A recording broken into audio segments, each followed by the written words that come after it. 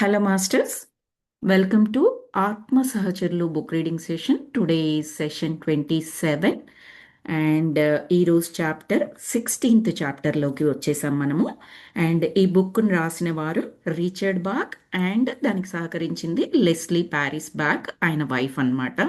ఆయన వైఫ్, ఆయన స్నేహితురాలు, ఆయన ఆత్మ సహచర్రాలు అన్నీ కూడా. ఈ బుక్ ద్వారా మనకి ఏమర్థమవుతూ ఉంటుందంటే, ఒక వైఫ్ అండ్ హస్బెండ్ మధ్యలో ఉండాల్సిన కోఆపరేషన్ కానీ, సపోర్ట్ కానీ, లవ్ కానీ, ఎవ్రీథింగ్, అంటే కష్ట సుఖాల్లో ఏ విధంగా ఉండవచ్చు దాని గురించి చాలా బాగా చెప్తారు. వాళ్ళిద్దరూ ఒకరికొకరు ఎంత సపోర్ట్ చేసుకుంటారు అనేది. అండ్ ప్రస్తుతం మనం చదవబోయే చాప్టర్లో ఇంకాస్త ఎక్కువగా, అంటే మన హృదయానికి అత్తుకునేలాగా ఉంటుంది అనమాట ఈ చాప్టర్. జస్ట్ 4-5 పేజెసే ఉంది, కంప్లీట్ చేసుకోవచ్చు ఈరోజు మనము. So let's jump into our session. 16th chapter, స్థల కాల విస్తృతిలో చావు, దుఃఖం, ఏడుపు, సంఘటనల భ్రాంతులు. ఇది చాప్టర్ పేరు. స్థల కాల విస్తృతిలో చావు, దుఃఖం, ఏడుపు, సంఘటనల భ్రాంతులు. అంటే మనం అంటూ ఉంటాం కదండి, సమయం అనేది లేదు అని ఒకవైపు చెబుతూనే మనము అసలు టైం అంటూ ఏమీ ఉండదు, ఉండేది వర్తమానమే, భూతకాలం భవిష్యత్తు కాలం లేదు, ఇలా చెబుతూనే మనము ఇంకో 1 hour తర్వాత, ఇంకో 2 hours తర్వాత, tomorrow, day after tomorrow, yesterday, ఇవన్నీ మాట్లాడుతూ ఉంటాం కదా. సో ఈ స్థల కాల పరిమితులకు సంబంధించి మన జీవనం కొనసాగిస్తున్నాము. అలా కాకుండా స్థల కాల విస్తృతిలో చావు, దుఃఖం, ఏడుపు, ఇవన్నీ కూడా, ఇలాంటి సంఘటనలన్నీ కూడా భ్రమ లాంటివే, భ్రాంతి లాంటివే అన్నట్లుగా చెప్తున్నారు ఈ చాప్టర్లో. జాగ్రత్తగా చదువుకుందాం ఇది. సో అతను లాస్ట్ వీక్ మీకు జస్ట్ రీక్యాప్ లాగా చేస్తాను. మన మన hero Richard, heroine Leslie Paris back, వాళ్ళిద్దరూ ఒక దగ్గరికి వెళ్తారు. యంగ్ రిచర్డ్ని అవతల వైపు బాల్కనీలో చూస్తాడు. ఆయన ముందర చాలా అసహనంగా, కొంచెం ఫ్రస్ట్రేటెడ్గా, చాలా ఇదిగా ఉంటాడు. కదిలిస్తే చాలు వాళ్ళ వైఫ్ గురించి ఏదో చెప్తూ ఉంటాడు. ఆమె నన్ను వదిలేసి వెళ్ళిపోయింది, నేనేం తప్పు చేశానని ఆమెనే గుట్టలు గుట్టలుగా పనులు చేసుకుంటూ ఉంటుంది. మళ్ళీ నేను చేయలేదు, హెల్ప్ చేయలేను అంటది. అన్నన్ని పనులు పెట్టుకోవడం ఎందుకు, అంతలా ఇది చేసుకోవడం ఎందుకు అని చెప్పేసి, కంప్లైంట్స్ అని కాదు, వాళ్ళిద్దరి మధ్యలో ఏ విధమైన మనస్పర్ధలు, అంటే ఆమె వెళ్ళిపోవడానికి ఏ విధమైన గొడవలు కూడా కాదు, కైండ్ ఆఫ్ మనస్పర్ధలు లేదా ఒపీనియన్ డిఫరెన్సెస్ ఏ విధంగా ఉండేవి, లేదా పని చేసే విధానం ఇద్దరికి ఏ విధంగా ఉంది, దానివల్ల ప్రాబ్లమ్స్ అయ్యాయి అన్నట్టుగా ఆమె వెళ్ళిపోవడం. చాలా చాలా ప్రేమ ఉంటుంది ఆ యువకుడు రిచర్డ్కి తన వైఫ్ మీద. ఆమె వెళ్ళిపోవడం భరించలేకపోతాడనమాట. ముందు ఏది మాట్లాడినా ఇలా అలా అని చెబుతూ వస్తాడు ఆమె పని దాని గురించి, అది ఏ విధంగా చాలా కష్టము, అది ఆవిడ అర్థం చేసుకోలేక వెళ్ళిపోయింది అన్నట్టుగా. మెల్లగా విని విని విని తర్వాత మన హీరో రిచర్డ్ మెల్లగా ఏం చేస్తారు, ప్రశ్నలు వేసుకుంటూ వెళ్తారు. ఆయనకి ఏమీ నచ్చ చెప్పడం కానీ, సలహా ఇవ్వడం కానీ, ఈ ఉచిత సలహాలు ఉంటాయి చూడండి, అవి ఒక్కొక్కసారి ఎంత బ్యాడ్గా తిప్పి కొడతాయంటే అవతలి వ్యక్తి తీసుకోలేకుండా ఉంటారండి. ఎస్పెషల్లీ ఫ్రీ ఐడియాస్ అనేవి. ఆ టైంలో మనం ఏమి ఇవ్వాలి, సైలెంట్గా ఉండాలా, ఏదైనా ఒక ప్రశ్న వేసి వదిలేయాలా అవతల వ్యక్తికి, అప్పుడు అతను ఆలోచించడం మొదలు పెడతాడు, అతనున్న పరిస్థితి నుంచి బయటికి రావడానికి మొదలు పెడతాడు. అన్నిసార్లు సలహా అనేది సరిగ్గా ఉండదన్నమాట. నేను ఎక్స్పీరియన్స్ చేశానండి అలాంటివి. కొన్నిసార్లు సలహా అనేది వస్తేనే నాలో చాలా ఫ్రస్ట్రేషన్ వస్తుంది అనమాట. I don't know, for some reason I will not accept during that time. తీసుకోలేకపోతూ ఉంటాను. వాళ్ళు నా మంచి గురించే చెప్పారని తెలుసు, నా కొరకే చెప్పారని తెలుసు, అన్నీ అలా తెలుసు. కాకపోతే నేను ఆ సిచ్యువేషన్లో తీసుకోలేకుండా ఉంటాను. నా రీజన్స్ నాకుంటాయి, లేదా అప్పటి నా పరిస్థితి, నా ఎనర్జీస్ నాకుంటాయి, దానివల్ల తీసుకోలేకపోతుంటాను. అర్థమవుతూ ఉంటుంది అవతల వారు చెప్పింది నా మంచి కొరకే, నా కొరకే అని నాకు అర్థమవుతూ ఉంటుంది. స్టిల్ నేను ఆ సలహాను తీసుకోలేను ఆ టైంలో. అది అది అది కరెక్ట్ టైం కాదనమాట. సో అలాంటి సిచ్యువేషన్స్ ఉంటాయి. సో ఇప్పుడు మన యువకుడు రిచర్డ్ కూడా అలాంటి సిచ్యువేషన్లో ఉండి తీసుకోలేడు. కాబట్టి మన హీరో రిచర్డ్ తెలివిగా ప్రశ్న వేస్తాడు. ప్రశ్న తర్వాత ప్రశ్న, ప్రశ్న తర్వాత ప్రశ్న, అన్ని వ్యాలిడ్ ప్రశ్నలు, అతనిలో నుంచి అంతర్మదనం మొదలయ్యేలాగా ప్రశ్నలు వేస్తాడు. ప్రతి ప్రశ్నకి అతనిలో అంతర్మదనం స్టార్ట్ అయ్యి తనను తాను చూసుకోవడం మొదలు పెడతాడు. ఆ చాప్టర్ చివరికి వచ్చేటప్పటికి తను పూర్తిగా పరివర్తనం చెందిపోయాను అని చాలా స్పష్టంగా చెప్తాడు. ఆవిడ నమ్మకపోవచ్చు. మరి నువ్వు ఆవిడని ఎలా నమ్మిస్తావు? నువ్వు మారిపోయావు అర్థమవుతోంది. కానీ ఆవిడ నిన్ను నమ్మాలి కదా మారిపోయావని. అప్పుడే కదా తిరిగి రాగలిగేది. ఎన్నో సంవత్సరాలు నీకు చెప్పి చూసింది ఆమె. కానీ నీలో మార్పు లేదు. మరి ఇప్పుడు నువ్వు ఓవర్ నైట్ మారిపోయావు అంటే ఎలా నమ్మకం కలుగుతుంది ఆమెకి? ఎస్పెషల్లీ నీ గురించి తెలిసినప్పుడు. మరి ఎలా అంటే ఆవిడ నమ్మినా నమ్మకపోయినా ఎంతకాలమైనా పట్టనివ్వు, నేను మాత్రం నమ్మాను. నేను మాత్రం మారాను. అంటే నేను ఈ విధంగానే ఉంటాను. ఆవిడ రావట్లేదు కదా, నేను ఆవిడ కొరకు మారిపోయాను, బట్ ఆవిడ నా బ్యాక్ రాలేదు కదా అని నిందలు చెయ్యను. మళ్ళీ నన్ను నేను నెగిటివ్లోకి మార్చుకోను. ఎందుకంటే ఈ పరివర్తన నా గురించి, నా కొరకు, నాలో మొదలైంది. అది మళ్ళీ ఎట్టి పరిస్థితుల్లో మారదు. ఇది కావలసిన పరివర్తన. ఇది తను గుర్తించి ఎప్పుడైతే నా దగ్గరికి వస్తుందో అప్పటి వరకు ఉండడానికి నాకు ఓకే అని చెప్పేసి ఇమ్మీడియట్గా వెళ్ళి ఒక ఫోన్ చేసుకుంటారు పక్కనకి వెళ్ళి. ఆ ఫోన్లో ఏం మాట్లాడుతున్నారు మనకేమీ రాయలేదు అక్కడ. మన హీరో రిచర్డ్కి వాళ్ళకు కూడా ఏమీ తెలియదు, లెస్లీకి కూడా. జస్ట్ ఆయన మొహంలో నవ్వడము, తర్వాత అంటే ఆ నవ్వడం చూసి ఆ, మనకు అది హ్యాపీ న్యూసే. అవతల వైపు అతని వైఫ్ కూడా చాలా బాగా మాట్లాడుతుంది అని అర్థం అవుతూ ఉంటుంది. చివరికి ఒక మాట ఏమంటాడు అంటే ఆ చాప్టర్ చివరిలో, నీకు వీలైతే నీ ప్రేమైన భర్తను చూడ్డానికి ఒకసారి తీరిక చేసుకుంటావు కదూ. అంత ప్రేమపూర్వకంగా మాట్లాడతాడు. నేను మారిపోయాను, ఇంకా నువ్వు వచ్చేసేయి, అలా జులుం చేయడు ఆవిడ మీద. చేశాడు అనుకోండి, పరివర్తన పూర్తిగా రాలేదని అర్థం అక్కడ. నీ కొరకు నేను మారిపోయాను, మళ్ళీ అహంకారంతో కూడిన మార్పే అది. అది నిలవదు. ఎప్పుడు ఉంటుంది ఆ మార్పు, ఎప్పుడు ఉండదు, ఎప్పుడు లోపలికి అంటే దిగజారిపోతాడు తెలియదన్నమాట. ఇతనిలో వచ్చింది పరివర్తనం, అది సరి అయినదే అని చెప్పడానికి మనకు అతను ఆ పరివర్తన చెందిన తర్వాత మాట్లాడిన విధానం, అతని ఫేషియల్ ఎక్స్ప్రెషన్స్ అవన్నీ కూడా మనకి సపోర్టింగ్గా నిలుస్తాయి అన్నమాట. ఆ చాప్టర్ అక్కడ మనం కంప్లీట్ చేసుకున్నాం కదా. సో దాని తర్వాత ఏమంటున్నారు ఈ 16th చాప్టర్లో ఫస్ట్ పారాగ్రాఫ్, అతను అంటే ఆ యువకుడు అలా ఫోన్లో మాట్లాడుతూ ఉండగానే నేను బయట బాల్కనీలో ఉన్న లెస్లీ దగ్గరికి చేరుకున్నాను. మేము తిరిగి కలుసుకోవడం చాలా సంతోషంగా ఉంది. మన హీరో రిచర్డ్ తన వైఫ్ లెస్లీ, ఆవిడ ఏమీ యువకుడితో మాట్లాడడంలో ఆవిడేమీ కల్పించుకోలేదు, ఆవిడ పక్కకుందనమాట. సో మన రిచర్డ్ లెస్లీ దగ్గరికి వెళ్ళిపోయి మనం కలుసుకోవడం చాలా హ్యాపీగా ఉంది. మనము అంటే ఏంటి, ఇతని యొక్క రూపమే కదా, ఒకానొక ఎక్స్పీరియన్సే కదా ఆ యువకుడు రిచర్డు, ఆ లెస్లీ. సో మళ్ళీ మనం కలుసుకోవడం చాలా హ్యాపీగా ఉంది అని ప్రస్తుతం ఉన్న లెస్లీతో చెప్తున్నాడు. అంటే ఆవిడ అంటోంది ఆ, లేదు, మళ్ళీ మన రిచర్డే కంటిన్యూ చేస్తున్నారు. వారు ఇక కలిసే ఉంటారా? ఎవరిలోనైనా అంత త్వరగా మార్పు వస్తుందా అని అడిగాడు. మనకొచ్చే క్వశ్చనే మనకు కూడా వస్తుంది కదండి. అంత త్వరగా మారిపోతారా, అదంత సాధ్యమా అన్నట్టుగా వస్తుంది కదా. సాధ్యము అని చెప్పడానికి ఈ ప్రశ్న వేశారు ఆయన. ఇక వారు విడిపోరు అని అనుకుంటాను. అతని మీద నాకు నమ్మకం ఉంది. ఎందుకంటే అతను మొండిగా తనను తాను సమర్థించుకోక వాస్తవాన్ని గ్రహించి పరివర్తన చెందాలి అనుకున్నాడు కాబట్టి అని చెప్పింది లెస్లీ. ఎక్కడి నుంచి వచ్చింది నమ్మకం మనకు కానీ అక్కడ రిచర్డ్ లెస్లీకి కానీ?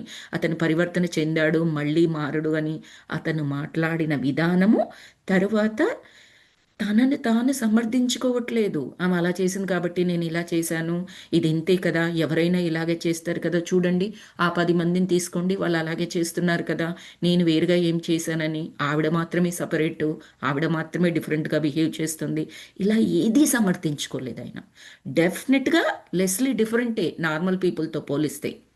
ఎన్నో పనులని చెయ్యాలి, సమర్థవంతంగా చెయ్యాలి, ఇష్టంగా చెయ్యాలి, ఇది నా బాధ్యత కర్తవ్యం అనుకొని చేసింది తను. ఏదో పేరుకో ప్రతిష్టకో డబ్బు గురించో ఇంకొక దాని గురించి కాదు. ఏదైతే తనకు పనులు అప్పగించబడ్డాయో దానికి తగ్గట్టుగా టైం మేనేజ్మెంట్ చేసుకుని చేసుకోవాలి అనుకుంది. అఫ్ కోర్స్ ఇంట్లో ఉన్న మనుషుల యొక్క సపోర్టు కంపల్సరీ. ఆ విధంగా ఆయన సపోర్టును కూడా కోరుకున్నది.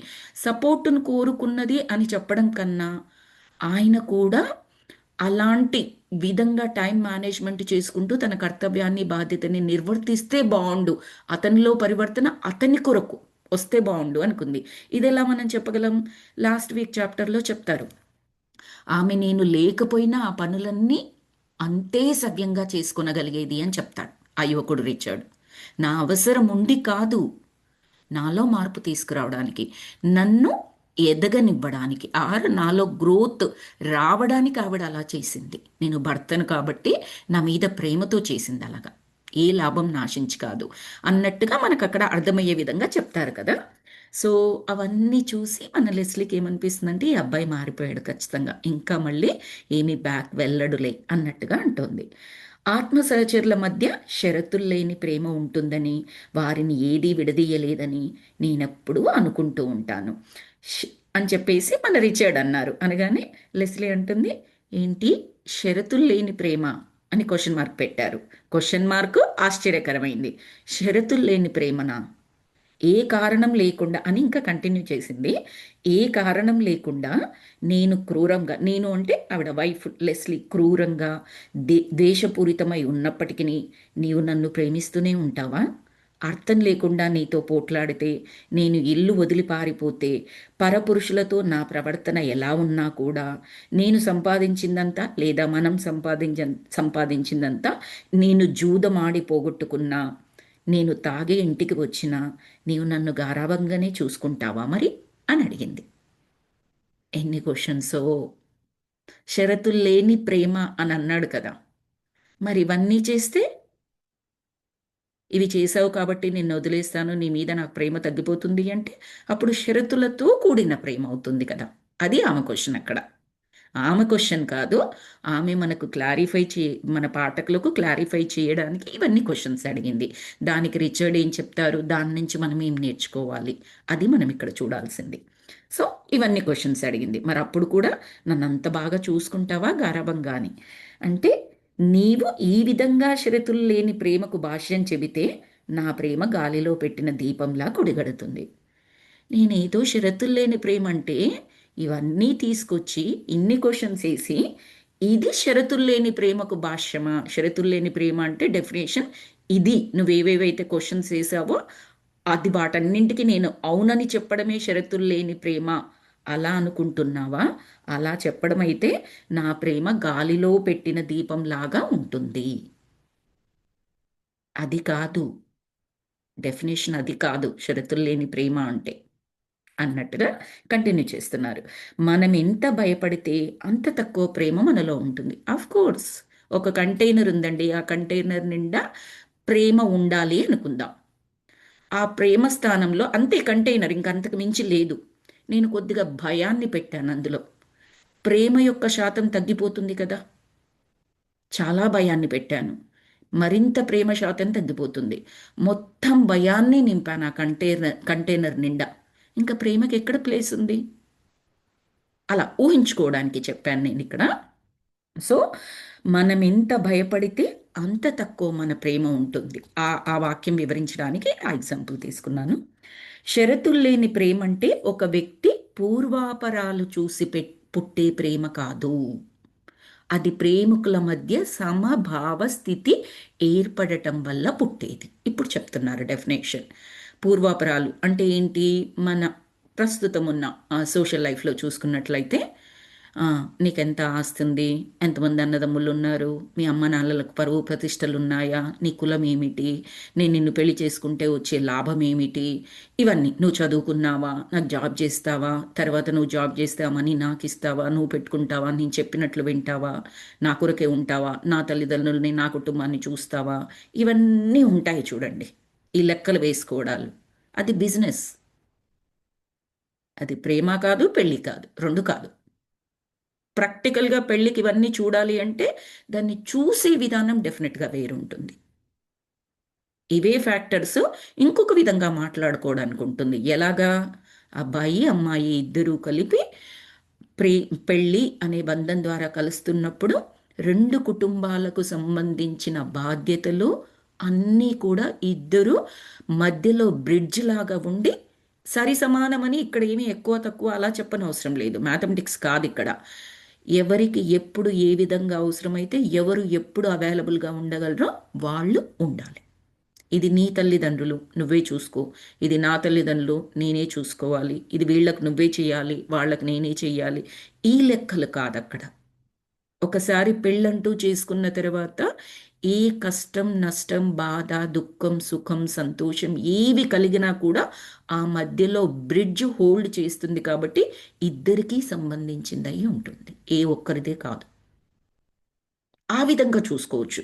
అప్పుడు అవి లెక్కలు, బిజినెస్ అలా అనిపించదు అక్కడ. ఆ బంధం ధర్మంతో గట్టిగా ముడివేయబడింది అన్నట్లుగా ఉంటుంది. అప్పుడు అటువైపు వారు ఇటువైపు వారు కూడా అంతే గట్టిగా పట్టుకుంటారు ఆ బ్రిడ్జ్ని. అందరికీ బాగుంటుంది. సో ఇక్కడ ఈయన చెప్తున్నది ఏంటి? పూర్వాపరాలు చూసి పుట్టే ప్రేమ ప్రేమ కాదు, అది ప్రేమికుల మధ్య సమభావ స్థితి ఏర్పడటం వల్ల పుట్టేది. సమభావ స్థితి, నువ్వు నేను ఒక్కటే. సమభావ స్థితి అంటే నువ్వా నేనా. ప్రస్తుతం ఎలా ఉంటుంది?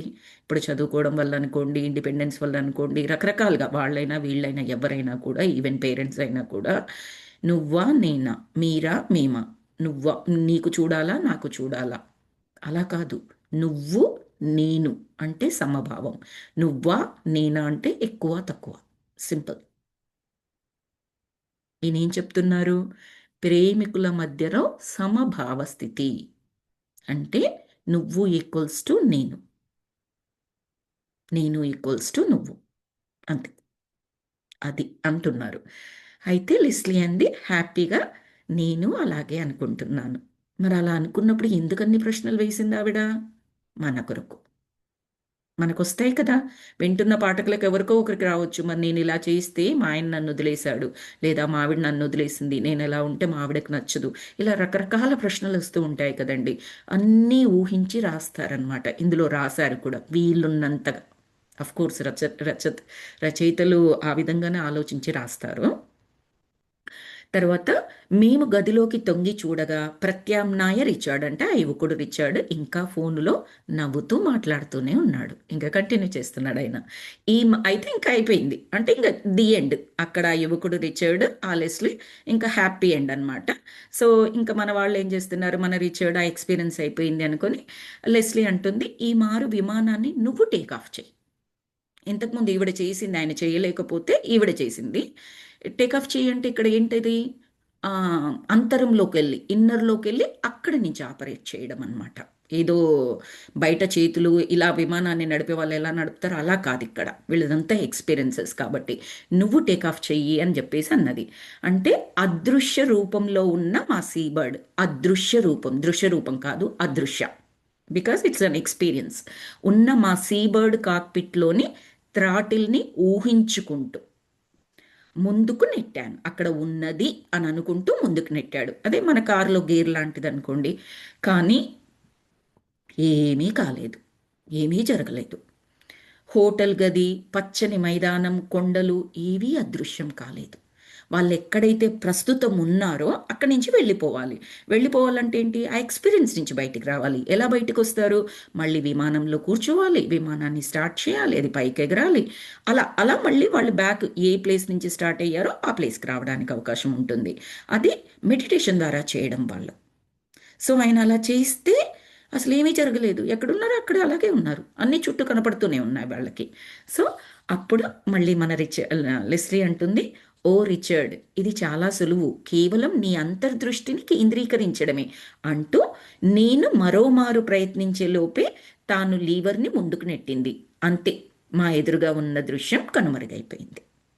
రిచర్డ్కి చెప్తుంది అంటే బాగా ఫోకస్ చెయ్యి, ఇది చాలా సులువే, నీకు ప్రస్తుతం రావట్లేదు కానీ చాలా సులువే, నీ అంతర్దృష్టిని కేంద్రీకరించడమే, బాగా ధ్యానంలోకి వెళ్ళిపో కంప్లీట్గా ఏకాగ్రతతో.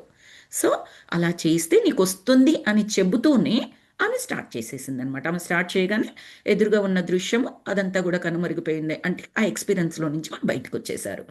అప్పుడు మన రిచర్డ్ అడిగాడు, నేను ఇంకో మారు ప్రయత్నించనా అని అడిగాడు. ఆమె స్టార్ట్ చేసింది అంటే సరే, కానీ ఏకాగ్రతతో మనసుని కేంద్రీకరించడం మాత్రం మర్చిపోకండి అని త్రాటిల్ని వెనక్కి లాగుతూ ఉంది. ఇంతకుముందు ముందుకు లాగింది కదా, మళ్ళీ త్రాటిల్ని వెనక్కి లాగింది. సో దట్ ఆయన స్టార్ట్ చేస్తాడు అన్నట్టుగా లాగింది. ఆ సమయంలో మేము ఆకాశంలో ఎగురుతూ ఉన్నాము. మా సీబర్డ్ కింద సముద్రం ఉన్నది. ఆమె ముందుకు నెట్టిన త్రాటిల్ని అకస్మాత్తుగా వెనక్కి లాగేసరికి విమానంలో విమానం ఇంజిన్లో పెద్ద పెద్ద శబ్దాలు వచ్చాయి. జరిగిన పొరపాటుని సరిదిద్దుకోవడానికి అప్పటికే ఆలస్యమైపోయింది. ఫస్ట్ ఆయన ట్రై చేశాడు, రాలేదు. ఓకే, మనసును కేంద్రీకరించు అని చెప్పి చెబుతూనే ఆయన ట్రై చేయడానికి అవకాశం ఇవ్వకుండా ఈవిడ స్టార్ట్ చేసేసింది. స్టార్ట్ చేసేది పైకి ఎగురుతూ ఉంటే ఆయన అన్నాడు, ఆయన కూడా ఇంకా అది స్టార్ట్ అయింది అలా కాకుండా నేను స్టార్ట్ చేయను అని అడిగాడు. సరే స్టార్ట్ చేయని ఏం చేసింది, పైకి ఎగిరిన తర్వాత దాన్ని వెనక్కి నెట్టింది మళ్ళీ, అంటే బ్యాక్ తీసింది. తీసేటప్పటికి ఏమైందంటే అది అలా చేయకూడదు. దానివల్ల ఏమైంది, విమానం ఇంజన్లో పెద్ద పెద్ద శబ్దాలు వచ్చేసి అసలు ఇంకా అది పొరపాటు జరిగిపోయింది అక్కడ. అప్పటికే ఆలస్యం అయిపోయింది, ఇంకేం చేయలేరు. విమానం అదిరిపోతూ ఒక్కసారిగా పైకి లేచి ఆ తర్వాత కింద ఉన్న నీరు వైపు తలకిందులుగా దూసుకుపోసాగింది. మా విమానం కూలిపోతోంది. తీవ్రమైన ధ్వనితో నా దేహం కాక్పిట్ అద్దాలను బద్దలు కొట్టుకొని తలక్రిందులుగా నీటిలోకి విసిరివేయబడ్డాను. ఎవరు, రిచర్డ్. నీట మునిగిన నేను ఆ అభిఘాతం నుంచి కోలుకుని శ్వాస ఎగబీల్చుతూ నీటి ఉపరితలానికి చేరేసరికి ఒక 50 అడుగుల దూరంలో తలక్రిందులుగా సగం నీటిలో మునిగిన మా విమానం కనిపించింది. వేడెక్కిన ఇంజన్ని తాకిన నీరు, అంటే వేడెక్కిన ఇంజన్ కదండి, నీరు అప్పుడు తాకితే ఏమవుతుంది, ఆవిర్లు వస్తాయి కదా. సో వేడెక్కిన ఇంజన్ని తాకిన నీరు తెల్లని ఆవిర్లుగా మారిపోతోంది. సో ఓరి దేవుడా, ఇది నిజం కాకూడదు అంటూ గట్టిగా అరిచి విమానం దగ్గరికి దూకాను. ఎవరు, మన రిచర్డ్ గురించి చెప్తున్నారు. ఆయన అందులోంచి పడిపోయాడు, నీటి అడుగు భాగంలోకి వెళ్ళిపోయాడు, మళ్ళీ పైకి వచ్చేసాడు. వచ్చేసి చూస్తే దూరంగా ఆ విమానము ఆ నీటిలో పడిపోయి ఆ వేడి ఈ వాటర్తోనే ఆవిరిలాగా వచ్చేస్తున్నాయి. ఇది నిజం కాకూడదు అని అనుకుంటూ ఆ దేవుణ్ణి స్మరించుకుంటూ ఆ విమానం దగ్గరికి పరిగెత్తాడనమాట ఆ నీటిలోనే. వికలమైన విమాన భాగాలు నీటిలో తేలియాడుతూ ఉండగా పగిలిన కాక్పిట్ అద్దాలను తొలగించి అచేతనంగా ఉన్న లెస్లీ దేహానికి కట్టుకున్న బెల్ట్ను తొలగించాను. అదే కార్ సీట్ లాంటిది విమానంలో కూడా సీట్ బెల్ట్ ఉంటుంది కదండి. ఆ సీట్ బెల్ట్ను ఆ బెల్ట్ తొలగించాడంటే అచేతనంగా పడి ఉంది అని చెప్పాడు. చేతనం లేదు, చైతన్యం పోయింది అంటే ప్రాణం పోయింది.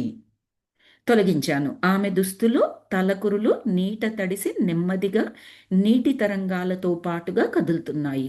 ఆమె ప్రాణం విడిచి ఉన్నది. బాధతో గట్టిగా అరుస్తూ నేనిప్పుడే చనిపోతాను, నేను నీట మునుగుతాను అని అరిచాడు పిచ్చి పిచ్చిగా. తట్టుకోలేకపోయాడనమాట. భార్య అక్కడ మృతదేహంగా పడి ఉండేటప్పటికీ ఇంకా గట్టి గట్టిగా అరుస్తూ నేను చనిపోతాను, ఇప్పుడే నేను కూడా నీట మునిగిపోతాను, ఆమె లేని జీవితం నాకొద్దు అన్న టైప్లో అరిచాడనమాట. అంతలోనే ఒక అబద్ధం నా మనస్సులో తట్టింది. ఏమి అబద్ధం? ఆమె మరణించిందని నీకు నిర్ధారణగా తెలియదు కదా, ఒక్కసారి పరిశీలించు. అంటే మనమైతే ఏమంటాం, ఒక ఆశ, బ్రతికుందేమో మళ్ళీ ఒకసారి చూద్దాం. అంత తొందరగా ఎందుకు నిర్ధారణకు రావాలి, రైట్? సో ఇక్కడ ఈయనేమన్నాడు, అంతలోనే ఒక అబద్ధం.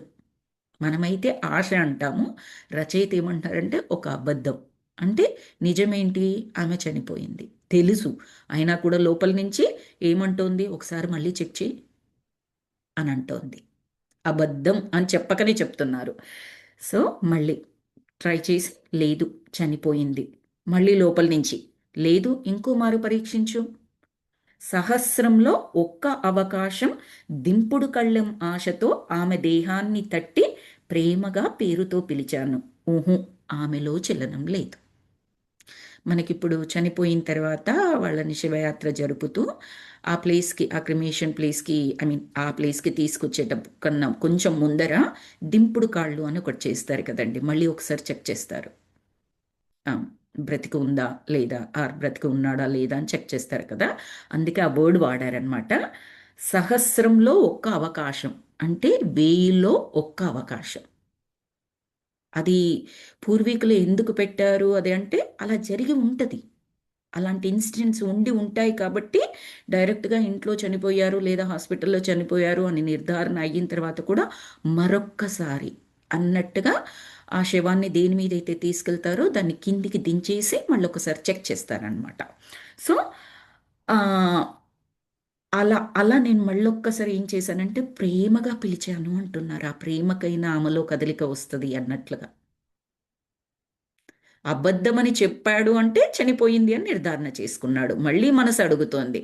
సరే అని చెప్పేసి 1001 అవకాశం లాగా ప్రేమగా పిలిస్తే ఆమెలోని పోయిన చైతన్యం తిరిగి వస్తుందేమో అని ట్రై చేస్తే ఆమెలో చలనం లేదు. అంతలో చేపలు పట్టే ఒక మర పడవ నురగలు కక్కుతూ దూసుకు వచ్చింది. వెంటనే అందులో నుంచి ఒక యువకుడు నడుముకు తాడు కట్టుకొని నీటిలోకి దూకి నాకు సాయం చేశాడు. నేను ప్రేతాత్మని కాను. ఇది స్వప్నం అంతకన్నా కాదు. నేనేదో చోద్యం చూడటానికి ఇక్కడ నిలబడలేదు. అసలు నేనే చోద్యాన్ని. నన్నిక్కడ చూసేవారంటూ ఎవరూ లేరు. ఎదురుగా ఒక పాలరాయి సమాధి. నేను సమాధి పక్కన కూర్చున్నాను. చుట్టూ మెత్తని పచ్చని గడ్డి, పూల మొక్కలు.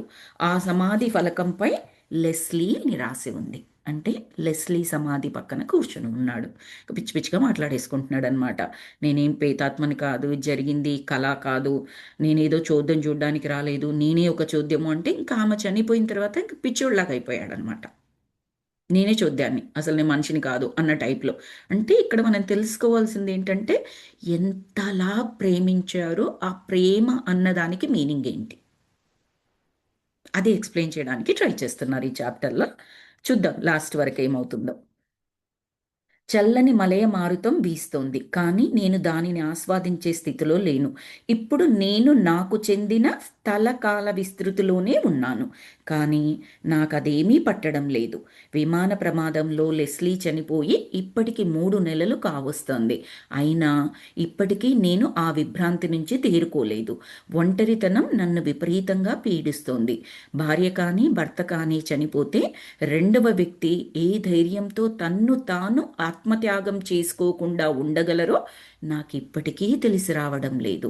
లెస్లీకి ఇచ్చిన మాట కొరకు, మాట ప్రకారం నడుచుకోవడానికి నాలో మరింత మొండి ధైర్యం ప్రవేశించింది. ఆయన బాధను వివరిస్తున్నారండి ఇక్కడ. ఆయన ఏమంటున్నారంటే ఒక్క మాటలో, భార్య కానీ భర్త కానీ చనిపోతే ఆ రెండో వ్యక్తి ఎవరైతే మిగులుతారో ఏ ధైర్యంతో ఆ మిగిలిన వారు ఆత్మహత్య చేసుకోరో నాకు అర్థం కావట్లేదు. ఎలా బ్రతికి ఉంటాననుకుంటున్నారో. అంటే ఇతనికి ఆత్మహత్య చేసుకోవాలనిపిస్తోంది భార్య చనిపోయిన తర్వాత. ప్రపంచంలో స్పౌస్ చనిపోతే ఇంకొక స్పౌస్ ఎలా బ్రతుకుతారో నాకు అర్థం కావట్లేదు అంటున్నాడు. అంత ప్రేమ. అది అది పదాలలో చెప్పే ప్రేమ కాదు, ఆత్మస్థాయిలో ఉండే ప్రేమ, వాళ్ళిద్దరి మధ్యలో ఉన్న ప్రేమ. అందుకే ఆత్మ సహచరులు ఇక్కడ, ఏ భార్యాభర్తలు కాదు. ఎస్ స్వప్న గారు. మరి నార్మల్‌గా అంటారు గదండీ! అంత అటాచ్‌మెంట్ ఉండగూడదు అని. అటాచ్‌మెంట్ ఉండకూడదు. అటాచ్‌మెంట్ ఉండకూడదు. కానీ డిటాచ్డ్ ఉన్నంత మాత్రాన ప్రేమించకూడదనేమీ లేదు. ఇప్పుడు రమణ మహర్షి ఉన్నారు. ఆయన కంప్లీట్‌లీ డిటాచ్డ్ కదా! ఆయన హ్మ్. అసలు మనుషుల్ని కాదు, జంతువుల్ని కూడా ఎంతో ప్రేమించారు కదా ఆయన. ఆవు లక్ష్మి అనే ఆవును ప్రేమించారు. బట్ ఆయన అటాచ్‌డా? కాదక్కడ. ఆత్మస్థాయిలో ప్రేమ అది. ఆహ్, శరీర స్థాయిలో ప్రేమ ఉన్నట్లయితే అటాచ్మెంట్. నీకు ఆత్మస్థాయిలో ప్రేమ ఉన్నట్లయితే అది నీకు ఎదగడానికే పనికొస్తుంది. ఆ పైకి వెళ్ళిన తర్వాత కూడా ఆత్మలు కలవడానికి ఉండొచ్చు. మళ్ళీ నెక్స్ట్ జన్మలంటూ తీసుకుంటే మళ్ళీ కలిసి తీసుకోవచ్చు. ఇది అటాచ్మెంట్గా తీసుకోలేము. అఫ్ కోర్స్ మనకి ఇక్కడ మన మన భాషలో చూసినట్లయితే ఆమె చనిపోతే తట్టుకోలేకపోతున్నాడు కాబట్టి అటాచ్మెంట్ లాగా కనిపిస్తుంది. అందుకే చివరి వరకు చూద్దాం ఏం జరుగుతుందో అని చెప్పాను నేను. ఆ! ఓకే. చాప్టర్ చివరి వరకు చూద్దాం. యాహ్! ఓకే అండి. Okay. Yeah! So yeah! Continue. ఎందుకంటే నేను చదువుతున్నప్పుడు ఫస్ట్‌లో అని చెప్పేసి లోపలికెళ్ళిపోయింది నాకు. బట్ లాస్ట్‌కి వచ్చేంత వరకు యాహ్! ఏమో ష్యూర్ అండి. తెలీదు. నాకు కూడా తెలీదైతే. హుహు. సో, ఆహ్, సో, అలా అలా అనిపించి లెస్లీకి ఇచ్చిన మాట ప్రకారం నడుచుకోవడానికి నాలో మరింత మొండి ధైర్యం ప్రవేశించింది. ఏంటట లెస్లీకి ఇచ్చిన మాట? మరణంలో కూడా విడిపోకూడదని, కలిసే చనిపోవాలని ఎన్ని మార్లు అనుకున్నామో, అలా జరగకపోతే, ఒకవేళ నేను ముందు పోతే నీవు ఏ అఘాయిత్యము చేసుకోకూడదని నన్ను హెచ్చరించి ప్రమాణం చేయమని అడిగింది లెస్లీ. వాళ్ళు అంతకుముందట మాట్లాడుకున్నప్పుడు మరణంలో కూడా కలిసే చనిపోదాం ఒకేసారి. ఒకవేళ అలా కాకపోతే నేను ముందు పోయి నువ్వు బ్రతుకున్నట్లయితే ఎట్టి పరిస్థితుల్లో ఆత్మత్యాగం చేయకూడదు నువ్వని ప్రమాణం చేయమని అడిగింది. అంటే ఆ, ఇతను అన్నారు, నీవు ప్రమాణం చేస్తే నేను ప్రమాణం చేస్తాను అని చెప్పేసి ఇతను అంటారు. లేదు, ఒకవేళ మీరు నాకన్నా ముందు పోతే ఇక నా జీవితానికి అర్థమే లేదు కదా, నేను సర్వవేళలా మీతోనే అని చెప్పేసి అన్నది. ఆవిడ ప్రమాణం చేయదట. మీరు వెళ్ళిపోతే నా జీవితానికి అర్థం లేదు కాబట్టి నేను చెయ్యను అంటది.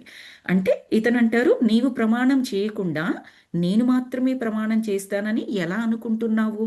అది అంత బాగోదు. అంటే కాస్త మనం ఊహించుకోవచ్చు ఆ సంభాషణ. బాగానే చెప్తున్నాం, అది కాదు అన్నట్లుగా. అంటే అంత ప్రేమ ఈయనకి. నీ మరణానంతరం నేను ఆత్మహత్యకు పాల్పడనని ప్రమాణం చేస్తాను. ఎందుకంటే దానికి ఏదో ఒక కారణం ఉంటుంది. కానీ నీవు కూడా నా మరణానంతరం ఆత్మహత్యకు పాల్పడనని ప్రమాణం చేస్తేనే నేను చేస్తాను అని భీష్మించి కూర్చున్నాడు ఈయన.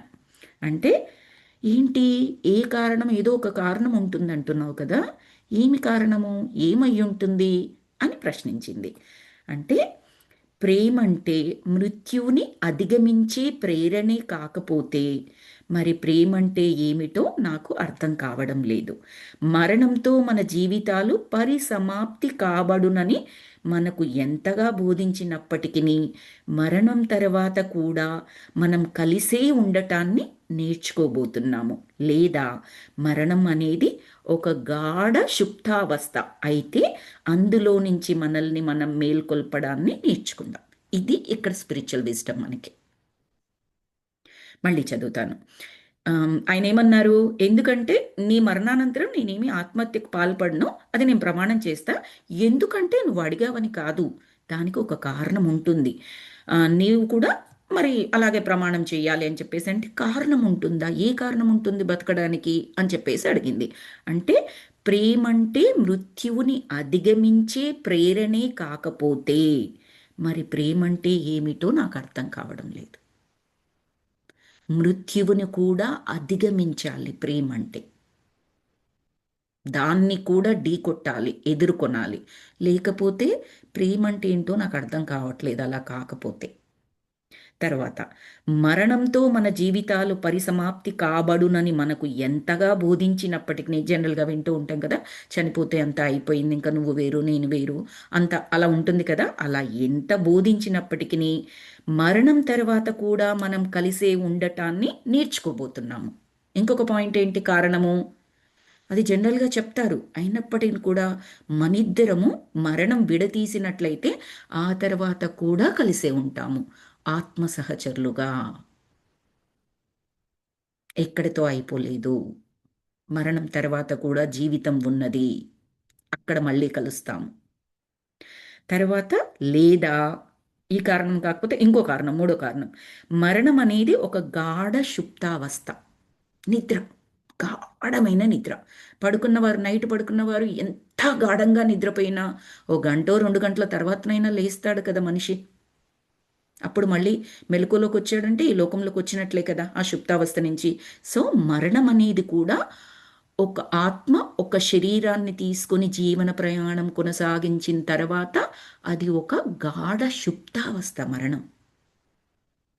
అది అప్పుడు రోజులు ఉండొచ్చు, సంవత్సరాలు ఉండొచ్చు, 10 సంవత్సరాలు, 100 సంవత్సరాలు ఉండొచ్చు, మళ్ళీ ఇంకొక జన్మ తీసుకునే వరకు అది ఒక గాఢ సుప్తావస్థ. శరీరం లేకుండా ఒక కాంతి రూపంలో ఉంటుంది.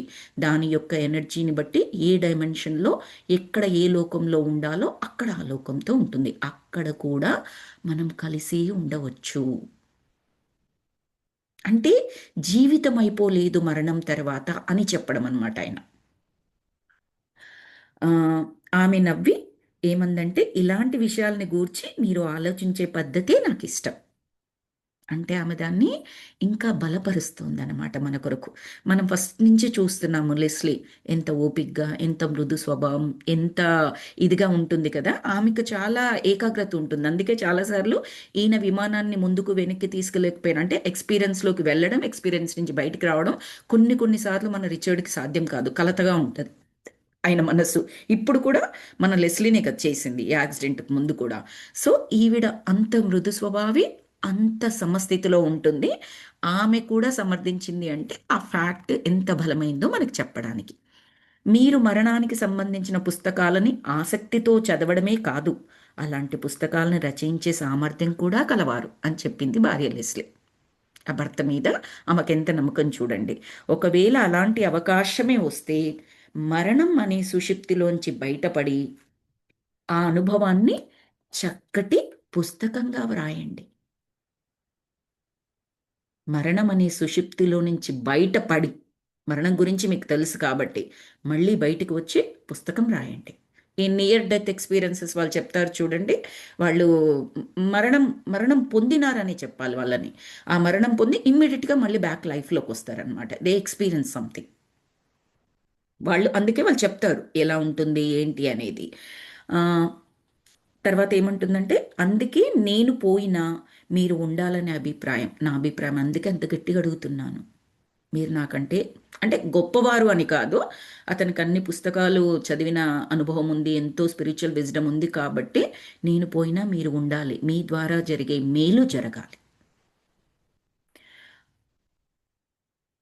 అందుకే నేను పోయినా మీరు ఉండాలనే నా అభిప్రాయానికి అర్థం ఉంది. మరణం గురించి పూర్తిగా తెలుసుకొని దానిని కూలంకషంగా పుస్తకం రూపంలోకి తీసుకురావచ్చు. కానీ మీరు పోయిన తర్వాత నేను జీవించడంలో అర్థం లేదు. ఎందుకంటే మీరు లేకుండా నేనేమీ వ్రాయలేను. అందుకే మిమ్మల్ని ప్రమాణం చేయమని అడుగుతున్నాను. మళ్ళీ గట్టిగా అడుగుతోంది ప్రమాణం చేయమని. ఇవి చెయ్యదట, ఆయన్ని చేయమని గట్టిగా అడుగుతోంది. ఇలా దీర్ఘంగా చర్చించుకున్నాక చివరికి మేము ఒక నిర్ణయానికి వచ్చాము. మాలో ముందు ఎవరు పోయినా రెండవ వ్యక్తి ఆత్మహత్య చేసుకోకూడదు. ఒప్పించేశాడు భార్యని.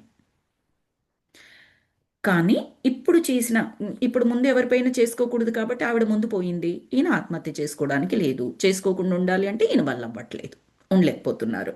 కానీ ఇప్పుడు చేసిన బాసకు కట్టుబడలేక పశ్చాత్తాపడుతున్నాను. ఒకవేళ నేను ముందు మరణిస్తే పైలోకాల నుంచి ఈ లోకానికి చెంగు చెంగున ఎగిరి లెస్లీని కలుసుకునేవాడిని. ఎలా చెప్తున్నారు చూడండి. నేనే ముందు వెళ్ళిపోతే చెంగు చెంగున లెస్లీ గురించి ఈ భూలోకంలోకి వచ్చేవాడిని. అది సులభ సాధ్యమే, నాకు తెలుసు అది ఎలా చేయాలో. కానీ ఈ ప్రపంచం నుంచి పైలోకాల్లో ఉండే లెస్లీని నేను ఎలా కలగలను? అది కష్టం కదా అని అంటున్నారు. మరణం గురించి నాకు తెలిసినంత లెస్లీకి తెలియదు నిజంగానే. నేను ఇలాంటి ప్రమాణం చేయడం ఎంత అవివేకమో ఇప్పుడు తెలిసి వస్తుంది. ఆత్మహత్య చేసుకోను అని ప్రమాణం చేశాను కదా, తప్పు పని చేశాను. చెయ్యకుండాల్సి ఉండే. సో దట్ ఇప్పుడు నాకు ఈజీ అయిపోయేది. ఆత్మహత్య చేసుకునేవాడిని, ఎంచక్క లెస్లీ దగ్గరికి వెళ్ళిపోయేవాడిని అని అనుకుంటున్నారు ఆయన. సరే, లెస్లీకి ఇచ్చిన మాట ప్రకారం నేను ఆత్మహత్య చేసుకోను. కానీ ఆమె మరణం నా మీద నాకు మరింత నిర్లక్ష్యాన్ని పెంచింది. అందుకే అతివేగంగా కార్లు నడపడం, ప్రతికూల పరిస్థితులలో కూడా విమానాలతో విన్యాసాలు చేయడం, అంటే వాతావరణం అనుకూలించని పరిస్థితుల్లో కూడా విమానాలతో ఇష్టం వచ్చిన విన్యాసాలు చేస్తున్నారు ఆయన ఆకాశంలో. అతివేగంగా కార్లు నడుపుతున్నాడు. అనవసరంగా డబ్బు తగలెయ్యడము, ఇలాంటివి చెయ్యబోనని ప్రమాణం మాత్రం చేయలేదు కదా. అంటే ఏంటి, ఏమంటున్నారు? ఇవేం నేను నాతో ప్రమాణం చేయించుకోలేదు కదా లెస్లీ, ఇవన్నీ చేస్తాను. ఓ పిచ్చివాళ్లాగా, ఇంకా ఏం చేయాలో తెలియక. తర్వాత బలవంతంగా ఆమె సమాధిని వీడి అయిష్టంగా ఇంటికి చేరుకొని ఆమె లేని ఒంటరి జీవితాన్ని నిరాశగా కొనసాగిస్తున్నాను. మేము తిరిగి మా స్వంత స్థల కాల విస్తృతిలోకి చేరుకుంటామని లియోనారా చెప్పింది ఇంతకుముందే. కానీ అది ఇలా విమానం కూలిపోవడం ద్వారా ఒకరు బ్రతికి మరొకరు మరణించి అని మాత్రం ఎందుకు చెప్పలేదు ఆవిడ? లియోనారా అంటే మీకు గుర్తుంది కదా, మనకు కొన్ని చాప్టర్స్ వరకు మన రిచర్డ్ అండ్ లెస్లీతో ట్రావెల్ చేసింది. వీళ్ళ వెనక్ సీట్లో కూర్చునేది కారులో. ఆవిడెవరు అంటే వీళ్ళిద్దరి యొక్క ఆత్మస్వరూపం వేరే డైమెన్షన్లో. ఆమెకి భవిష్యత్తు, వర్తమానం, అది మన గతం, ఎవ్రీథింగ్ తెలుసు ఆమెకు మొత్తం తెలుసు. ఆవిడ ముందే చెప్తుంది అనమాట, మీరేం కంగారు పడకండి, ఇలా ఎక్స్పీరియన్సెస్లోనే అటు ఇటు ఉండిపోతామా అని చెప్పేసి ఏం కంగారు పడకండి. మీరు ఏ స్థలం నుంచి వచ్చారో, ఏ కాలం నుంచి వచ్చారో అక్కడికి వెళ్ళిపోతారు. లెట్సే 2025 నుంచి వాళ్ళు ఆ ఎక్స్పీరియన్స్లోకి వెళ్ళారు, ఎక్కడో 1950 అనే ఎక్స్పీరియన్స్లోకి వెళ్ళారు. మళ్ళీ 2025లోకి వస్తారు.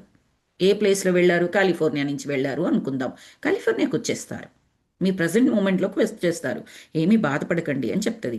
అలా చెప్పింది తప్పిస్తే మేము వచ్చినప్పుడు ఇలా లెస్లీ చనిపోతుందని ఎందుకు చెప్పలేదు ఆవిడ మాకు అని అనుకుంటున్నాడు. రోజులు గడిచే కొద్దీ మరణానికి సంబంధించిన పుస్తకాలని మరింతగా అధ్యయనం చేయసాగాను. ఎంతోమంది మరణం అనే గోడను ఢీకొన్నారు. కానీ దానిలో నుంచి ప్రయాణించడం మాత్రం ఇటువైపు నుంచి అటువైపునకు మాత్రమే సాధ్యం. మరణం అనే దాన్ని ఒక గోడగా వర్ణించాడు.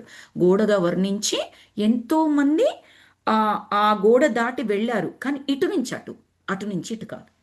అటు నుంచి ఇటు అంటే ఆ, మరణించి పైకి వెళ్ళారు కానీ పైనుంచి కిందికి రాలేదు అన్నట్టుగా. కానీ దానిలో నుంచి ప్రయాణించడం మాత్రం ఇటువైపు నుంచి అటువైపునకు మాత్రమే సాధ్యం. ఒకవేళ లెస్లీ ఇప్పటికీ నన్ను అనుసరిస్తూ నా మాటలు నా చేతలను గమనిస్తూ ఉన్నప్పటికీ ఆమె నాకు ఎటువంటి సూచనలు ఇవ్వలేదు అంటే, అరలలో ఉంచిన ఎటువంటి సూచనలు ఇవ్వలేదు, ఆమె ఉన్నట్టుగా సూచనలు ఇవ్వలేదు అంటే, మీకు ఎవరైనా ఆత్మాయనం బుక్ విన్నట్లయితే అందులో వస్తుందండి. అందులో చార్ల్స్ పీటర్ అని ఇద్దరు అన్న తమ్ముళ్ళు ఉంటారు. ఐ థింక్ పీటర్ అనుకుంటాను చనిపోయేది, అంటే తమ్ముడు చనిపోతాడు, అన్న బ్రతికుంటాడు. ఆ తమ్ముడి ద్వారా సంకేతాలు అందుతూ ఉంటాయి. అందులో ఒకానొక సిచ్యువేషన్లో అది గుర్తుంది నాకు, if I'm not wrong. So ఇప్పుడు ఈమె కిందికి నన్ను చూడ్డానికి వస్తే, ఒకవేళ వచ్చినట్లయితే నా నా బీరువాలో ఉన్న పుస్తకాలు కింద పట్టము, గోడలకు వేలాడదీసిన పటాలు ఒరిగిపోవడం, అటు ఇటు ఊగినట్టు కావడము, ఇలాంటివి ఏవో జరగాలి కదా, సినిమాల్లో చూపిస్తారు చూడండి, అలాగా ఏవో జరగాలి కదా.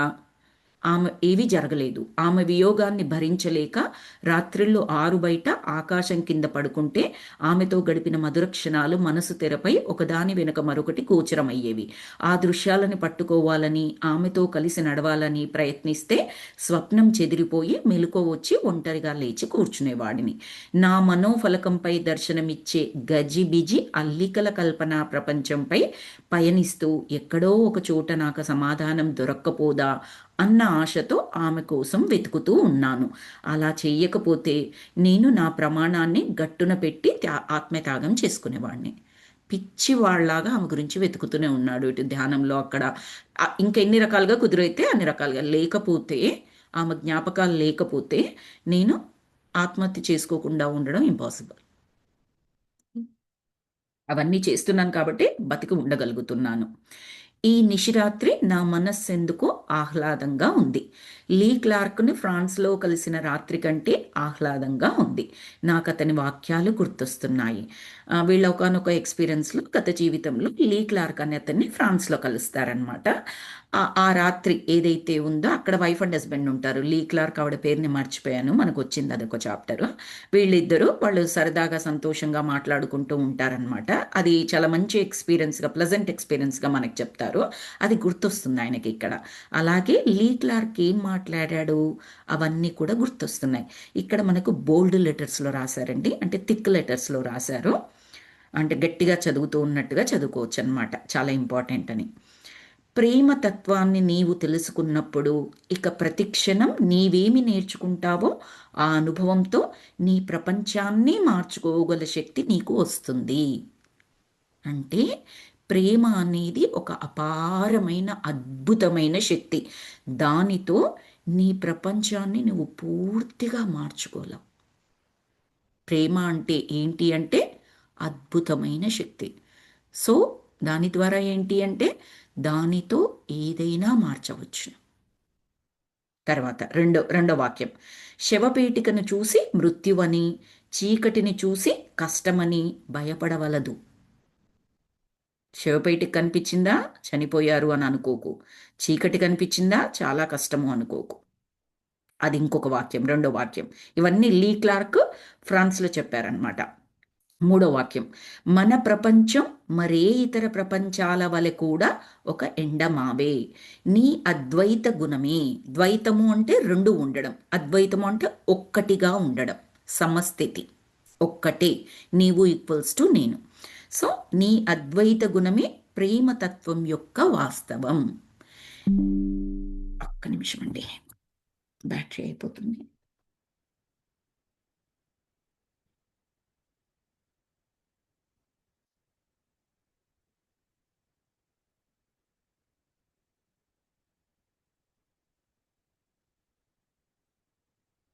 మన ప్రపంచం మరే ఇతర ప్రపంచాల వలె కూడా ఒక ఎండమావి. నీ అద్వైత గుణమే ప్రేమతత్వం యొక్క వాస్తవం. ప్రేమ అంటే ఏంటి? నువ్వు ఈక్వల్స్ టు నేను. ఆ నువ్వు అనేది ఎవరు? భార్యే కానక్కర్లేదు, మన కుటుంబమే కానక్కర్లేదు, ఈ సృష్టిలోని ప్రతి జీవం నువ్వు అండ్ నేను. అది నేను రెండు ఒకటే, ఏకత్వం అన్నమాట. ఓకే. సో ఎండమావులు వాస్తవాన్ని మార్చలేవు. ఇది నిజం. ఈ విషయాన్ని మరవకు. కంటికి కనిపించేది ఏదైనా సరే, అదెంత గొప్పదైనా సరే, ఎండమావే. ఉన్నట్టుగా ఉంటుంది, ఉండదు. ఎండమావంటే అదే కదా, అక్కడ వాటర్ ఉన్నట్లుగా ఉంటుంది, దగ్గరికి వెళ్తే ఇంకేముండదు. విశ్వచిత్రంలో నీవెక్కడికి వెళ్ళినా కూడా మీరు ఇరువురు కలిసే వెళ్తారు.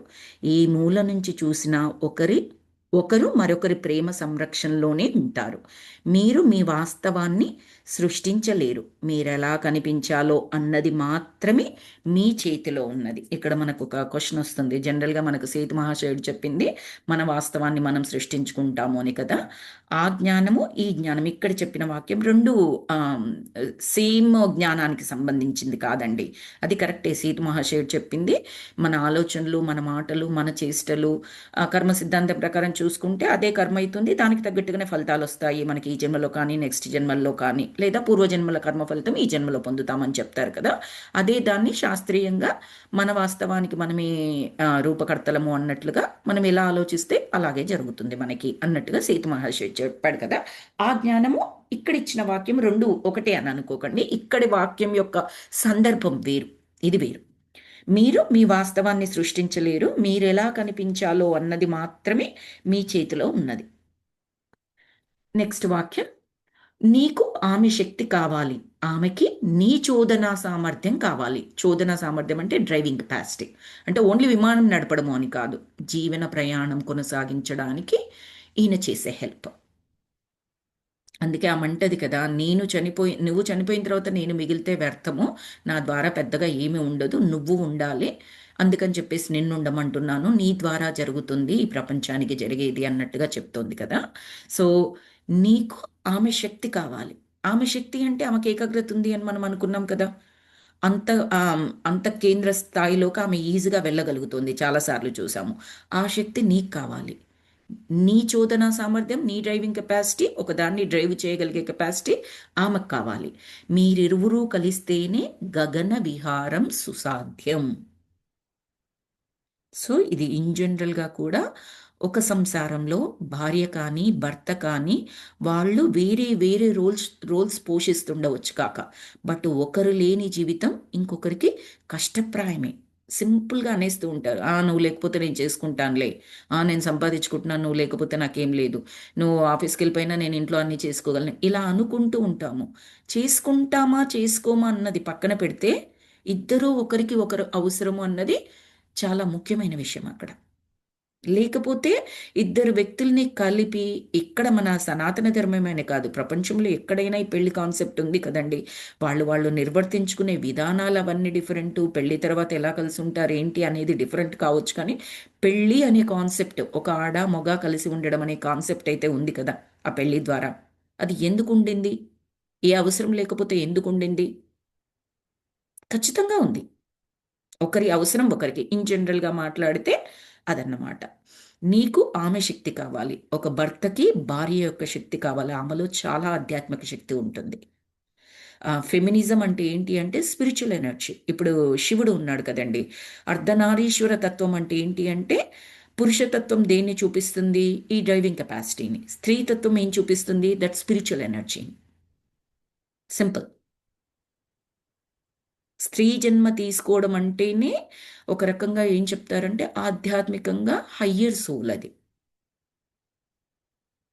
ఏ రకంగా చూసుకున్నా ఆమె జీవితం కంప్లీట్గా సజావుగా పుట్టినప్పటి నుంచి చనిపోయేంత వరకు, ఇటు తల్లిదండ్రులు కానీ భర్త పిల్లలు కానీ ఎవ్రీబడి ఎవ్రీవేర్ పూర్తి రెస్పెక్ట్, పూర్తి లవ్, ఎవ్రీథింగ్ ఉన్నప్పటికీ కూడా స్టిల్ ఆమెది ఛాలెంజింగ్ జన్మ ఎందుకు అవుతుంది, ఒక అమ్మాయి జన్మ లేదా ఒక ఉమెన్ జన్మ ఎందుకు అవుతుంది అంటే, she has her own challenges as per the body wise. మనకు తెలుసు, సృష్టి జరగాలి అంటే స్త్రీకి మాత్రమే గర్భం దాల్చే అవకాశం ఉంది. That is not that simple. అదొక్క ఉదాహరణ చాలు, అదొక్క కారణం చాలు ఛాలెంజింగ్ అని చెప్పడానికి. ఛాలెంజింగ్ లైఫ్ తీసుకోవాలనుకున్నప్పుడే సోల్స్ ఇలా ఉమెన్గా ట్రై చేస్తాయట. కాబట్టి ఎట్టి పరిస్థితుల్లో ఏ విధంగా చెప్పినా ఎక్కువ తక్కువ అన్న స్థాయి గురించి మాట్లాడేటట్లయితే, ఎట్టి పరిస్థితుల్లో ఒక స్త్రీ యొక్క జన్మ అనేది తక్కువ మాత్రం కాదు. అస్సలు కాదు. అలాగే నేను ఒక దగ్గర ఇంట్రెస్టింగ్‌ది చదివానండి. స్త్రీని స్వేచ్ఛగా ఉండనివ్వకూడదు. ఆ వెనకటి పుస్తకాలలో అలా ఉంటది చూడండి. స్త్రీని స్వేచ్ఛగా వదలకూడదు, స్వేచ్ఛగా ఉండనివ్వకూడదు. ఇలా ఏంటేంటో ఉంటాయి కదా! దాని మీనింగ్ ఏంటంటే ధర్మం ప్రకారము మనం సమాజం ఏదైతే చెప్తుందో అలా కాదండి. స్వేచ్ఛనివ్వకపోవడం అంటే నీకేమీ తెలీదు, నువ్వు నేను చెప్పినట్లు వినాలి, నీకే అధికారం లేదు, నువ్వు మాట్లాడడానికి లేదు. ఇలా కాదు, అది కాదట. స్త్రీ అంటే పిల్లలతో సమానం. ఆమెలోని అమాయకత్వం. అమాయకత్వం అంటే మళ్ళీ ఇక్కడ తెలివి లేకపోవడం కాదక్కడ. ఆమె శరీర నిర్మాణం రీత్యా కానీ, మనస్సు రీత్యా కానీ చాలా పవిత్రమైంది అని చెప్పొచ్చు. అలా ఉండేవారికి ఏ కష్టం కలగకుండా చూసుకోవాలట.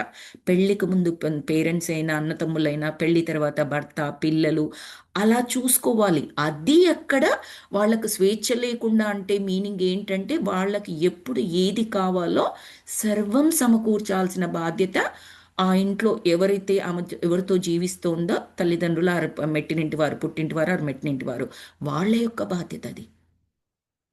ఆమెను అలా చూసుకోవాల్సిన బాధ్యత. అంతే తప్పిస్తే ఆ పదానికి మీనింగ్ మార్చేశారు కంప్లీట్‌గా అని జస్ట్ లాస్ట్ వీకో ఆర్ 2, 3 డేస్ బ్యాకో ఏదో ఒక దాంట్లో చదివాను నేనది. చాలా కొత్తగా అనిపించింది అది నాకు. తర్వాత ఆహ్, ఓకే. నీకు ఆమె శక్తి కావాలి, మాకు నీ చోదన సామర్థ్యం కావాలి, మీరిరువురు కలిస్తేనే గగన విహారం సుసాధ్యం. ఇవి ఆ ఫ్రాన్స్‌లో లీ క్లార్క్ మాట్లాడిన మాటలు ఇవన్నీ కూడా ఆ థిక్ లెటర్స్‌లో ఇచ్చారనమాట. నెక్స్ట్ మళ్ళీ నార్మల్‌గా చెప్తున్నారు. ఇలా ఆలోచిస్తూ ఇవన్నీ ఆలోచించుకుంటున్నాడు మన రిచర్డ్. అసహనంగా పిడికిలి బిగించి నేలను గట్టిగా గుద్దాను.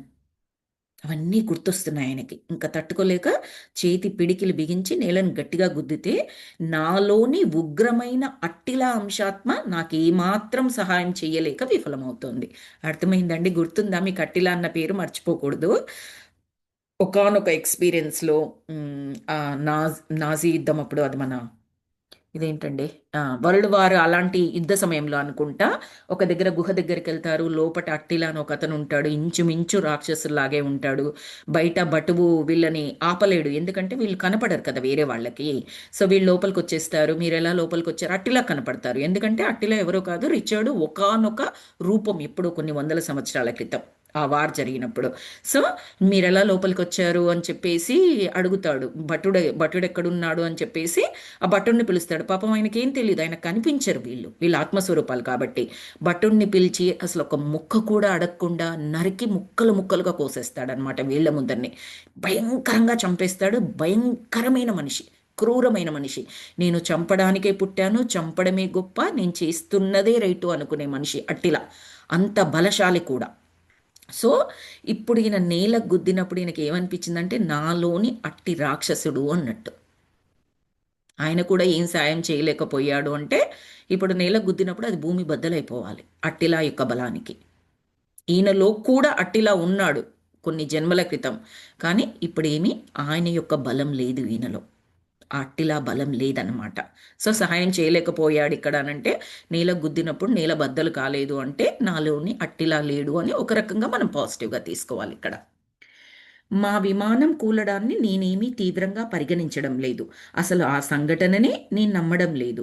నాలో సర్వేంద్రియాలు చక్కగా పనిచేస్తున్నా నేను ఇంకా సజీవుడనని తెలిపే ఇలాంటి సాక్ష్యాలని నేను పట్టించుకోవడం లేదు. నాకు కావలసినదంతా నాకు ఇంకా అస్తిత్వం ఉన్నదా లేదా అని. నా ఉనికి నాకు ముఖ్యం. ఇక్కడ ఎవరూ చనిపోలేదు, ఎవరికీ అంత్యక్రియలు జరగలేదు, ఎవరునూ ఒంటరివారు కాదు. నేను ఆమెతో అజరామరంగా కలిసే ఉంటాను. ఆమె కూడా నాతో శాశ్వతంగా కలిసే ఉంటుంది. మా దారికి మరేది అడ్డు రాలేదు. అంతలోనే రిచి ఇదంతా సత్యం అని లెస్లీ మెల్లగా గొనిగినట్లుగా నాకు అనిపించింది. ఇవన్నీ అనుకుంటూ ఉన్నాడు ఆయన. అంటే మెల్లగా చెవులో గొనిగినట్టుగా లెస్లీ ఇదంతా సత్యం రిచి అని చెప్తోంది. మళ్ళీ థిక్ లెటర్స్లో ఇచ్చారు ఇక్కడ. నా మనస్సులో తప్ప నిజానికి విమాన ప్రమాదం ఏదీ జరగలేదు. ఈ అసత్యాన్ని నేను సత్యంగా స్వీకరించడం లేదు. ఈ స్థలాన్ని కానీ ఈ కాలాన్ని కానీ నేను అస్సలు సత్యంగా స్వీకరించను. ఇప్పుడు ఏదైతే జరిగిందో ఇన్సిడెంటు, ఏ స్థల విస్తృతిలో జరిగిందో, ఏ కాల విస్తృతిలో జరిగిందో నేను యాక్సెప్ట్ చేయట్లేదు. ఇదంతా అబద్ధం. ఇది కేవలం నా మనస్సులో జరిగిన ప్రమాదం మాత్రమే, అది ఊహించుకున్న ప్రమాదం మాత్రమే. నన్ను లెస్లీ కంటే తక్కువ స్థాయి ఆత్మతత్వజ్ఞుడనని ఎవరైనా అంటే నేను ఒప్పుకోను. నేను కూడా లెస్లీ అంతా లేదా లెస్లీ కన్నా ఎక్కువగానే అంటే ఇక్కడ భార్యతో పోలిక అని కాదు, ఈయనకు కూడా అలా ఆలోచించగలిగే శక్తి ఉంది అని మనకు చెప్పడం అనమాట ఇక్కడ. అంతే. ఆత్మతత్వజ్ఞుడనని ఎవరైనా అంటే నేను ఒప్పుకోను. తక్కువ అంటే నేను మనోవిజ్ఞాన శాస్త్ర సంబంధమైన గ్రంథాలను వందల కొలది అధ్యయనం చేసిన వాడను. నేను కూడా ఆమెలాగే మనస్సుని కేంద్రీకరించి విమాన త్రాటిల్ని అందిపుచ్చుకొని ఈ స్థల కాల విస్తృతిని నెట్టివేసుకుని నేను బయటపడగలను. ఇక్కడ ఏ ప్రమాదమూ జరగలేదు. ఎవ్వరూ విమానం కాక్పిట్ నుంచి బయటికి విసిరివేయబడలేదు. ఇది వరకు లాగానే ఇది కూడా కల్పనా ప్రపంచంలో మాకు కలిగిన అనుభవం లాంటిదే. ఇవన్నీ థిక్ లెటర్స్లో రాశారు. ఈ సంఘటనతో చావు, దుఃఖం, ఏడుపు అనే మూడు భ్రాంతులకు సంబంధించి కావలసినంత అనుభవాన్ని పొందాను. ఇప్పుడు ఈ అనుభవాన్ని తనకు వివరిస్తా. ఇదేమీ అసాధ్యం కాదు. మన చాప్టర్ పేరేంటి? ఆ, స్థలకాల విస్తృతిలో చావు, దుఃఖం, ఏడుపు సంఘటనల భ్రాంతులు, భ్రమలు. ఓకే. సో ఆల్మోస్ట్ చాప్టర్ ఎండింగ్కి వచ్చాము. మీకు అర్థమైంది అనుకుంటున్నాను. ఆయన ఏమంటున్నాడంటే ఇదంతా నా మనసులో జరిగింది. నేనేమి అంత తక్కువ స్థాయి ఆత్మతత్వాన్ని కలిగి ఉన్న వాడిని కాదు. నాకు తెలుసు నేను మనసుని కేంద్రీకృతం చేయగలను. ఆమె కాక్పిట్లో ఆ థ్రాటిల్ని ఇలా వెనక్కి లాగింది కదా, అప్పుడే ఈ యాక్సిడెంట్ జరిగింది అనుకున్నాడు కదా. నేను దాన్ని మళ్ళీ ముందుకు లాగగలిగాను నా మనస్సు కేంద్రీకృతం చేసి. కాబట్టి ఏ యాక్సిడెంట్ జరగలేదు. ఇదంతా మనసులో ఊహించుకున్నాను. మరణం తర్వాత ఎలా ఉంటుంది, ఆ దుఃఖం ఏంటి, ఆ ఏడుపేంటి, అసలు మరణం అంటే ఏంటి, ఇవన్నీ వీటి అనుభూతులని పొందగలిగాను. ఇప్పుడు నేను ఆవిడకి వివరించగలను మరణం తర్వాత ఏంటి. ఆవిడ కూడా చెప్తూ వస్తుంది కదా, నువ్వైతే మరణం తర్వాత కూడా పుస్తకాలు రాయగలవు, నువ్వు దానికి సంబంధించిన పుస్తకాలు ఎన్నో చదివావు, నువ్వు రాయగలవు, అందుకే నువ్వు బ్రతికుండాలి అనుకుంటూ చెప్పింది అంతకుముందు జరిగిన సంఘటన. వాళ్ళు మామూలుగా ఉన్నప్పుడు మాట్లాడుకున్న కన్వర్జేషన్ అదంతా. సో అదంతా నువ్వు చేయగలవు అని చెప్పింది. ఇక్కడ ఆయన చేసి చూపించాడు. ఇదంతా కూడా ఇప్పుడు ఈ అనుభవాన్ని తనకు వివరిస్తా లెస్లీకి. ఇదేమీ అసాధ్యం కాదు అని. నాలో దుఃఖం కట్టలు తెంచుకుంది, భరించలేని వేదన నాలో నుంచి ఉద్భవిస్తోంది. ప్రపంచం పైకప్పు కూలి నా మీద పడుతున్నట్లు భావన, భీకరమైన భూకంపాలు సంభవించి అతలాకుతలం చేస్తున్నట్లు ఆకాశం నుంచి నక్షత్రాలు రాలుతున్న భావన. అన్ని భావనలే. పూర్తి ఏకాగ్రతతో నా చేతిని ఒక్కసారిగా ముందుకు కదిపాను. థ్రాటిల్ స్పర్శ తెలుస్తోంది. మరుక్షణం అంతా అదృశ్యమయ్యింది. మా గ్రౌలి సీబర్డ్ సముద్ర అలలను ఛేదించుకొని నీటి జల్లులు విరజిమ్ముతూ తిరిగి ఆకాశంలోనికి ఎగిరింది. లిస్లీ, నీవు పునర్జీవురాలువయ్యావు. మనం తిరిగి కలుసుకున్నాము అని అన్నాను. ఆమె ముఖం కన్నీటితో తడిసిన, పెదవులపై చిరునవ్వు తొనికిసలాడింది. రిచి, నీవు సాధించావు. నేను నిన్ను గాఢంగా ప్రేమిస్తున్నాను అంటూ గట్టిగా అరిచింది. ఇక్కడ ఎలా తీసుకోవచ్చంటే రెండు ఆస్పెక్ట్స్లో తీసుకోవచ్చు. ఒకటేమో ప్రేమ శక్తి ఎంత గొప్పది, దేన్నైనా మారుస్తుంది అని ఒకానొక వాక్యంలో రాశారు. ఈయన యొక్క ప్రేమ శక్తి ఆమెను బ్రతికించింది ఆ అనుభవంలో నుంచి అని ఒకటి అనుకోవచ్చు. రెండవది ఏంటి అంటే ఆ చావు, ఏడుపు, దుఃఖము, ఈ భ్రాంతులు అనేవి ఏంటి, మరణం తర్వాత ఏముంటుంది, అదంతా ఎలా ఉంటుంది అనేది ఒక ఎక్స్పీరియన్స్ లాగా పొంది ఈయన ప్రేమ చేత ఆ ఎక్స్పీరియన్స్లోనే మళ్ళీ ఆమె పునర్జీవం పొందింది. అంటే ఆ థ్రాటిల్ని వెనక్కి లాగినప్పుడు వీళ్ళ విమానం యాక్సిడెంట్ అవ్వాలి కదండి, యాక్సిడెంట్ అవ్వలేదు. ఎందుకు అవ్వలేదు? ఈయనలోని ప్రేమ శక్తి ద్వారా మనసు మొత్తం కేంద్రీకరించి ఇమ్మీడియట్గా యాక్సిడెంట్ జరగకుండా ఆపాడు. వెనక్కి జరిపిన దాన్ని ఇమ్మీడియట్గా ముందుకు జరిపేశాడు. ఆయనలో ఉన్న ప్రేమ శక్తి, ఆమెని ఎట్టి పరిస్థితుల్లో వదులుకోలేని ప్రేమ శక్తి వల్ల, అంతకుముందు ఏంటి, ఆయన మనస్సు కేంద్రీకరించలేకపోతేనే కదా ఈవిడ చేసింది, అంత క్లియర్గా అందుకే రాశారు. ఆయన ఆయన ఊహించుకొని త్రాటిల్ని ఇలా జరిపినట్టుగా చేశాడు, కానీ అసలు ఏం జరగలేదు, ఏది అదృశ్యమైపోలేదు, పచ్చగడ్డి మొక్కలు బాల్కనీ అన్నీ అక్కడే ఉన్నాయి అని చెప్పేసి రాశారు కదా. అప్పుడు ఈవిడ తీసుకొని చేసింది. చేసిన తర్వాత ఆ మిస్కమ్యూనికేషన్ వల్ల అతను మళ్ళీ అడిగేటప్పటికే వెనక్కి లాగేసింది. వెనక్కి లాగేటప్పటికి అది ఆల్మోస్ట్ యాక్సిడెంట్ అవ్వాల్సిందే, కానీ యాక్సిడెంట్ ఎందుకు అవ్వలేదంటే మనసుని కేంద్రీకరించేశాడు ఇమ్మీడియట్గా ఆ క్షణంలో. ఎక్కడి నుంచి వచ్చింది అంత శక్తి?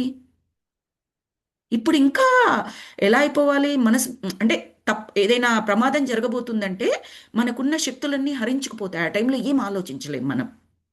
కానీ అక్కడ తప్పు జరిగింది అనగానే ఆయన మనస్సు మొత్తం కేంద్రీకరించి మళ్ళీ దాన్ని రైట్ పొజిషన్లో పెట్టి ఆ త్రాటిల్ని పైకి తీసుకెళ్ళాడు. ఈ మధ్య కాలంలోనే ఆ అనుభవం మొత్తం జరిగింది అని చెప్పేసి అలా కూడా అనుకోవచ్చు.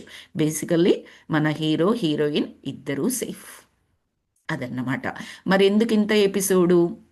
వాళ్ళ ప్రేమని మనకు చెప్పడానికి, వాళ్ళ యొక్క ప్రేమ శక్తిని మనకు చెప్పడానికి. కేవలం శారీరకంగా ఉన్న ప్రేమ కాదు అక్కడ, వాళ్ళిద్దరిది ఆత్మస్థాయిలో ఉన్న ప్రేమ. అందుకే మరణించిన తర్వాత కూడా మనం వేరు కాము, అక్కడ కూడా కలిసే ఉంటాము, మళ్ళీ జన్మలు తీసుకుంటే మళ్ళీ కూడా కలిసి ఉంటాము, ఆత్మ సహచరులము అని చెప్పడానికి, ఆ శక్తిని వివరించడానికి ఈ అనుభవం గురించి వివరించారనమాట. నాకు ఫస్ట్ చాప్టర్ చదువుతూ ఉన్నప్పుడు ఆ, ఇలా అయిపోయిందనమాట. మొత్తం చాప్టర్ మొత్తం చదివాను, అమ్మయ్య అనుకున్నాను. Thank you masters, thank you. వండర్ఫుల్గా అనిపించింది ఈరోజు క్లాసు, నాకు కూడా story. Thank you so very much for giving me this opportunity. Let me start the recording.